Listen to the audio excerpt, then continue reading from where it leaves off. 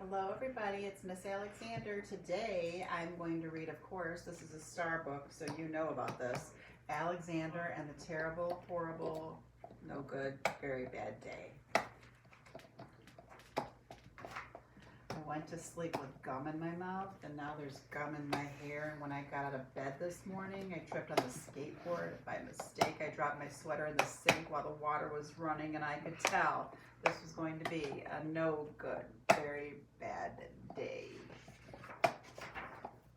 At breakfast, Anthony found a Corvette Stingray car kit in his breakfast cereal box, and Nick found a junior undercover agent code ring in his breakfast cereal box. But in my breakfast cereal box, all I found was cereal. I think I'll move to Australia.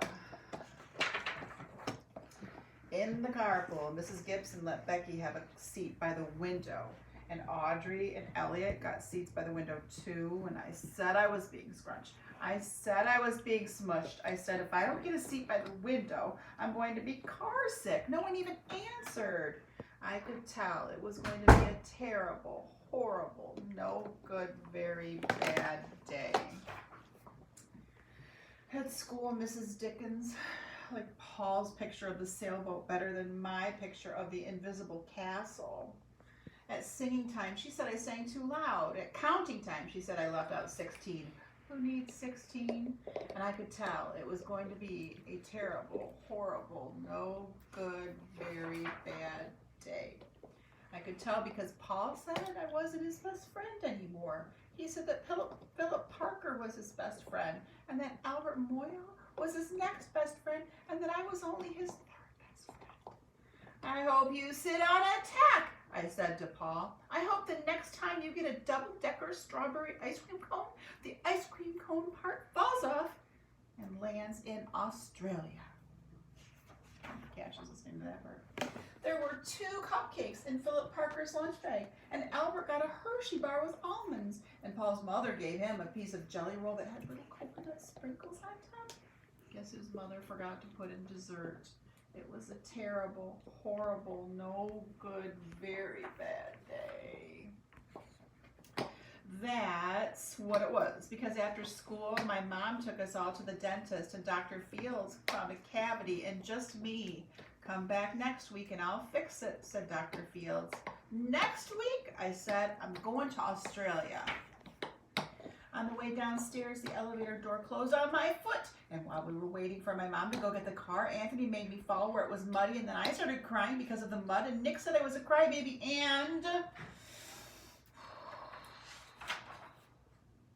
while I was punching Nick for saying crybaby, my mom came back with the car and scolded me for being muddy and fighting.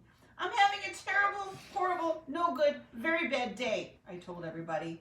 Nobody even answered.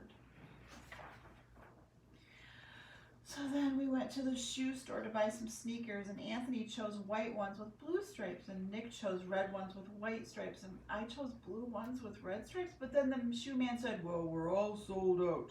They made me buy plain old white ones, but they can't make me wear them.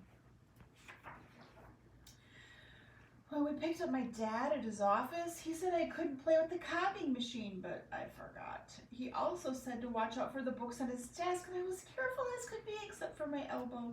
He also said don't fool around with his phone, but I think I called Australia.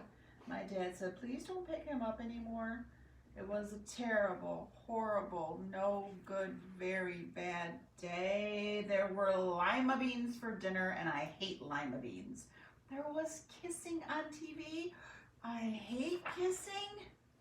My bath was too hot. I got soap in my eyes. My marble went down the drain, and I had to wear my railroad train pajamas.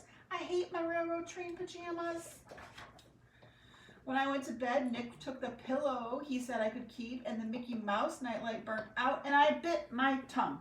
The cat wants to sleep with Anthony, not me. It has been a terrible, horrible, no good, very bad day. My mom says some days are like that, even in Australia. Isn't that the truth?